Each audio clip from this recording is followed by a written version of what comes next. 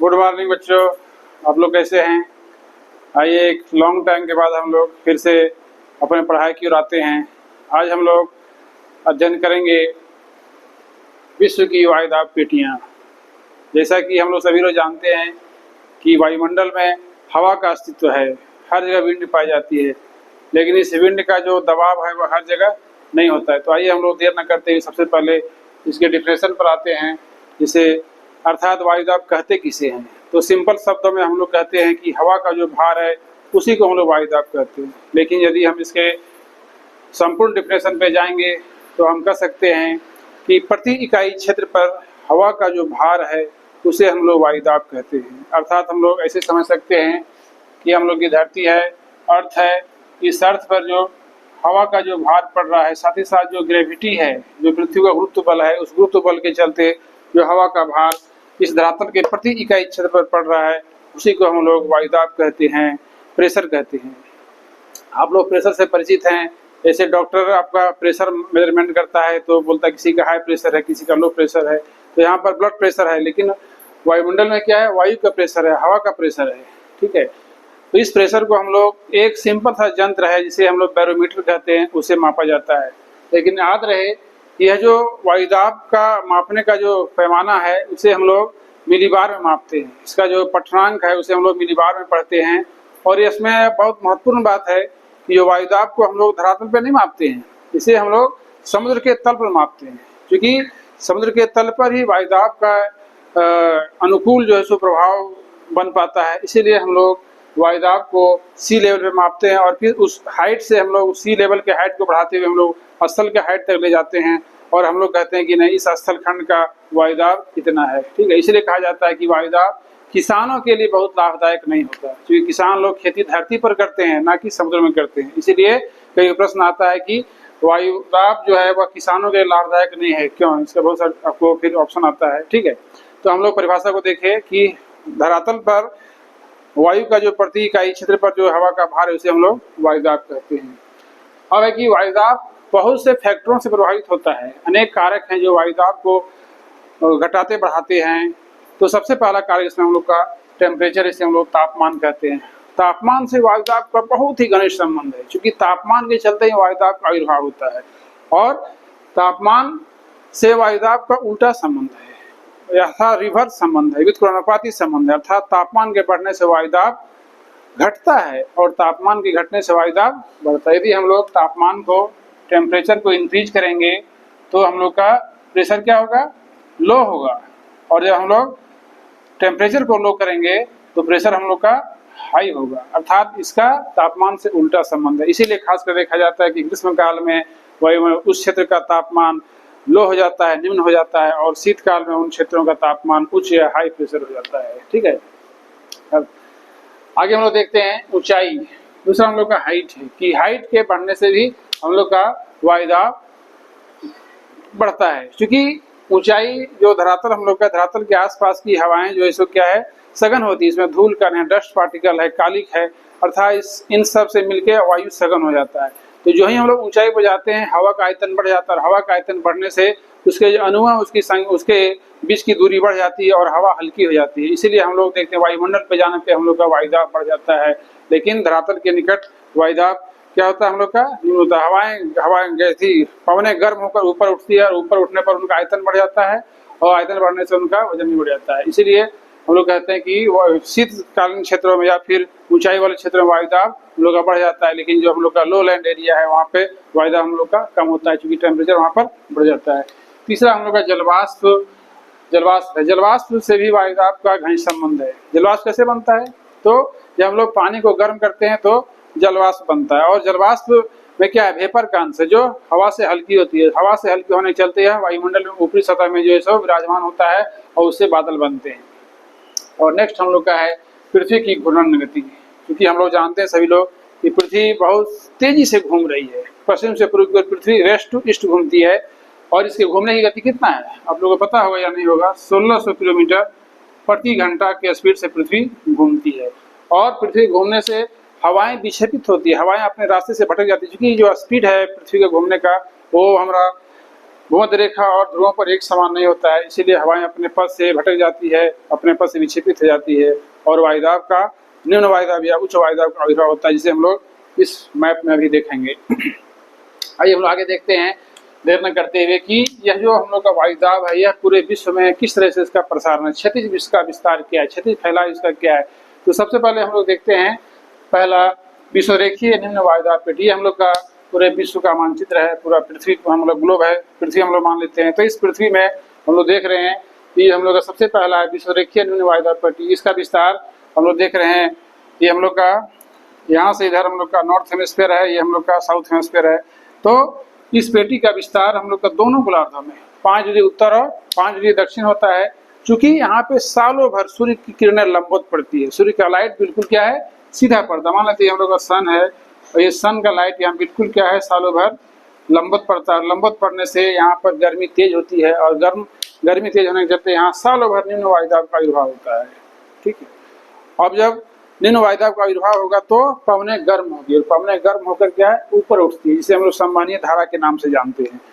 तो सिर्फ यहाँ पे हम लोग का पवनों का धीरे धीरे लंबवत बहाव होता है धरातल से ऊपर की ओर और वायुमंडल बिल्कुल शांत होता है। हवाओं का कोई भी क्षैतिज प्रवाह नहीं होता है, हवाएं पृथ्वी के समानांतर बिल्कुल नहीं बहती है और यह जो क्षेत्र हम लोग का है वह बिल्कुल शांत होता है। इसीलिए इसे हम लोग डोल ड्रम के नाम से जानते हैं। क्या बोलते हैं बच्चों? डोल ड्रम, डोल ड्रम के नाम से जानते हैं। और यह जो पेटी हम लोग का ताप जनित है, ताप के बढ़ने के चलते, तापमान के बढ़ने के चलते यहाँ पे निम्न वायुदाब का विकास हुआ, इसलिए इसको हम लोग बोलते हैं विश्वरेखीय निम्न वायुदाब पेटी। ठीक है, आगे बढ़ते हैं हम लोग।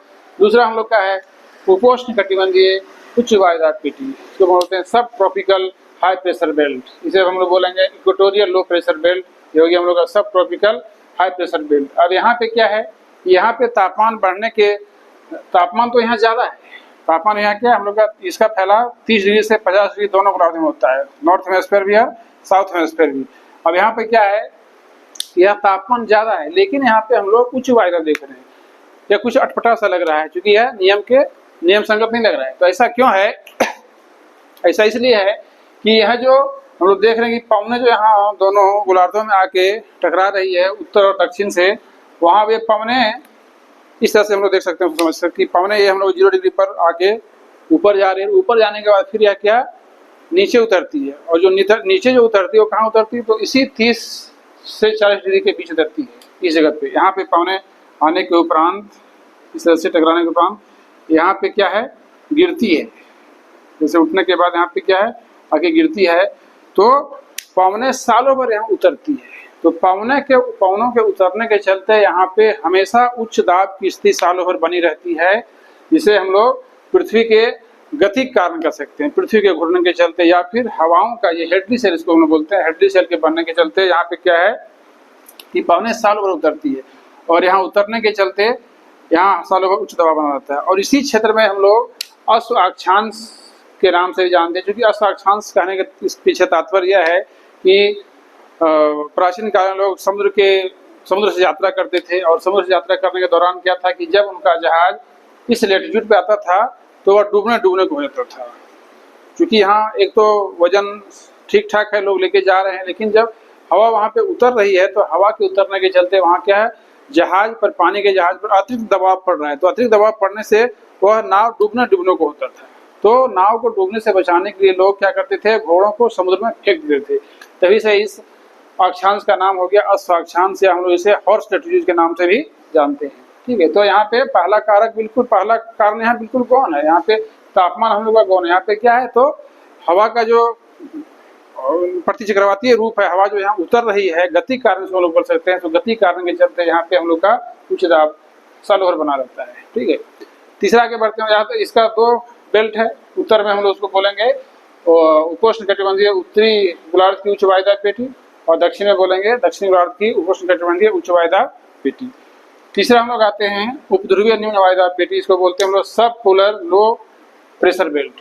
सब पोलर लो प्रेशर बेल्ट, इसका विकास दोनों गोलार्धों में है, 60 से 70 डिग्री उत्तरी अक्षांश और 60 से 70 डिग्री दक्षिणी अक्षांश। यहाँ भी वही कारण है, क्योंकि यहाँ तापमान कम है, लेकिन तापमान कम होने के चलते यहाँ पे उच्च दबाव होना चाहिए था, लेकिन ऐसा नहीं यहाँ भी है। तो इसका भी कारण क्या, पृथ्वी का गति का कारण, पृथ्वी की जो घूर रही है, पृथ्वी की जो दैनिक गति है, उस दैनिक गति के चलते यहाँ भी पवनें विक्षेपित हो जाती है, और पवनें के विक्षेपित होने के चलते यहाँ भी निम्न वायुदाब का विकास होता है। इसीलिए इसको हम लोग क्या बोलेंगे, उपध्रुवीय निम्न वायुदाब पेटी। क्योंकि हम लोग यहाँ देख रहे हैं कि यहाँ भी पवनें दो तरफ से टकरा रही है, एक हम लोग का इधर से हाई प्रेशर बेल्ट से जा रही है उपोष्ण कटिबंधीय उच्च दाब पेटी से, और दूसरा हम लोग का ध्रुव की ओर से आ रही है। तो कहीं ना कहीं यहाँ भी वही पोजीशन बन रहा है जो हम लोग का पृथ्वी के बीचों बीच में बना है, इसलिए यहाँ भी हम लोग का निम्न वायुदाब की पेटी दोनों गोलार्ध में यहाँ भी है। और चौथा हम लोग का है ध्रुवीय उच्च वायुदाब पेटी। ध्रुवीय उच्च वायुदाब पेटी कहाँ है, तो हम लोग का पोल पर, दोनों हम लोग का उत्तरी ध्रुव कह सकते हैं और हम लोग का दक्षिणी ध्रुव। यहाँ पे चूंकि सिंपल है, यहाँ पहला कारक ही प्रभावी है, चूंकि यहाँ तापमान सालों भर कम रहता है, सूर्य का प्रकाश जो हम लोग का है वो बिल्कुल यहाँ पे वर्टिकल होता है, बिल्कुल क्या है, तिरछा होता है, और बिल्कुल तिरछेपन के कारण यहाँ पे लाइट कम पड़ता है, इसलिए सालों भर क्षेत्र ठंडे होते हैं, और ठंडे होने के चलते यहाँ पे उच्च वायुदाब का विकास होता है सालों भर होल ईयर। और इससे उच्च वायुदाब के चलते यहाँ भी पवनें हम लोग का जो है सो पूरब की ओर से, ये हमारा लो प्रेशर बेल्ट जो है उपध्रुवीय निम्न वायुदाब क्षेत्र उधर की ओर चल पड़ती है। ठीक है, तो मोटा मोटी हमने देखा आज कि यह जो हम लोग का धरातल पर जो वायुदाब पेटी का जो क्षैतिज विस्तार है वो कहाँ है। तो मुख्य रूप से वैसे हम लोग यहाँ 4 देखते हैं, लेकिन ऐसे देखा जाए इसका पूरा विस्तार तो इसमें 7 पेटियां हैं, जिसका हम लोग एक बार फिर से जिक्र कर देते हैं आपको। पहला तो एक ही रहेगा, विश्व देखिए निम्न वायुदाब पेटी जो हम लोग का बीच में 5 डिग्री उत्तर 5 डिग्री दक्षिण अक्षांश के बीच। दूसरा हम लोग का है उत्तरी गोलार्ध की उपोष्ण कटिबंधीय उच्च वायुदाब पेटी बोलेंगे, या फिर दक्षिणी गोलार्ध की उपोष्ण कटिबंधीय उच्च वायुदाब पेटी जो हम लोग का दक्षिणी गोलार्ध में है, जो उच्च दबाव यहाँ पाया जाता है हवाओं के सालों भर उतरने के चलते, इसे हम लोग प्रतिचक्रवातीय क्षेत्र कहते हैं। और इन क्षेत्रों में वर्षा बहुत कम होती है, और कम वर्षा होने के चलते इन क्षेत्रों में जनरली मरुस्थल पाए जाते हैं, गर्म मरुस्थल पाए जाते हैं। क्योंकि दुनिया के वैसे क्षेत्र जहाँ हवाएं उतरती है, चाहे वहाँ कितना ही गर्मी पड़े, कितनी भी ताप क्यों न बढ़ जाए, वहाँ पे वर्षा नहीं होती है। क्योंकि वर्षा होने के लिए पवनों का, हवाओं का ऊपर उठना बहुत ही जरूरी है, तभी वहाँ पे बादल बनेंगे, वर्षा होगी, अन्यथा वर्षा नहीं होगी। तो वही स्थिति यहाँ सालों भर बनी रहती है, हवाएं सालों भर यहाँ पे ऊपर नीचे नीचे उतरती रहती है। और नेक्स्ट हम लोग का उपध्रुवीय, यहाँ भी होगा हम लोग 2, उत्तरी गोलार्ध की उपध्रुवीय निम्न वायुदाब पेटी और दक्षिणी गोलार्ध की उपध्रुवीय निम्न वायुदाब पेटी। ठीक है, लो प्रेशर बेल्ट है जो पृथ्वी के घूर्णन के चलते ऐसा हुआ है। ठीक, यहाँ भी हम लोग देख रहे हैं 2 ओर से पवन आके जो है सो टकरा रही है, ये भी पवन जो है सो टकराने के बाद इसी टाइप से उतरेगी, इस क्षेत्र में भी उतरेगी और यहाँ भी उतरेगी। और अंतिम हम लोग का है ध्रुवीय उच्च वायुदाब पेटी, इसमें भी 2 हम लोग का उत्तरी गोलार्ध और दक्षिणी गोलार्ध की। अब यहाँ पर एक बहुत महत्वपूर्ण बात है जो मैंने आप लोग को अभी बता रहा हूँ मैं, कि सूर्य के उत्तरायण और दक्षिणायन के साथ, अब उत्तरायण क्या है, तो उत्तरायण में हम लोग बोलते हैं सूर्य का उत्तरी गोलार्ध में लंबवत चमकना। ठीक है, तो हम लोग का जो ही 21 मार्च शुरू होता है, सूर्य हम लोग का उत्तरी गोलार्ध की ओर लंबवत चमकना शुरू हो जाता है, और फिर 21 जून को हम लोग का कर्क रेखा पर लंबवत होता है, फिर वहां से बैक होता है, और बैक होते हम लोग का 23 सितंबर में फिर सूर्य कहाँ आता है, हम लोग इक्वेटर पे, और 23 सितंबर के बाद सूर्य फिर हम लोग का जाता है दक्षिणायन की ओर, यहाँ हम लोग का आता है जनवरी के आसपास, 3 जनवरी के आसपास। तो क्या होता है कि सूर्य जब उत्तरायण होता है तो सारी वायुदाब पेटियां खिसक जाती उत्तर की ओर। ठीक है, क्योंकि एक तरह से सूर्य के चलते ये सब चीज हो रहा है, इसलिए जैसे हम समझ लेते हैं सूर्य इसका आकर्षण केंद्र है, सूर्य की सबको क्या अपनी ओर खींच लेते हैं। तो सारे के सारे जितनी पेटी है सूर्य के उत्तरायण के साथ सारी पेटियां 5 से 10 डिग्री अक्षांश उत्तर की ओर खिसक जाती है, और जब सूर्य दक्षिणायन होगा तो सारी की सारी पेटियां 5 से 10 डिग्री अक्षांश क्या है नीचे की ओर खिसक जाएगी। ठीक है, ये बहुत महत्वपूर्ण चीज है। तो ये ऐसा हमें सालों भर होता है, इसे हम सूर्य का उत्तरायण और दक्षिणायन होते कहते हैं, और इसे हम लोग वायुदाब पेटी प्रेशर बेल्ट का शिफ्ट होना कहते हैं, नॉर्थ टू साउथ। ठीक है, तो मैं ऐसा आशा करता हूँ कि आपको यह वीडियो अच्छा लगा होगा, इसे आप आगे बढ़ाइए, शेयर कीजिए, लाइक कीजिए, और कुछ कमेंट कीजिए। कमेंट करने से हमको अच्छा लगता है, बल मिलता है, ताकि मैं अगला वीडियो आप लोग और अच्छा से पढ़ा सकूँ। जय हिंद, धन्यवाद, थैंक यू।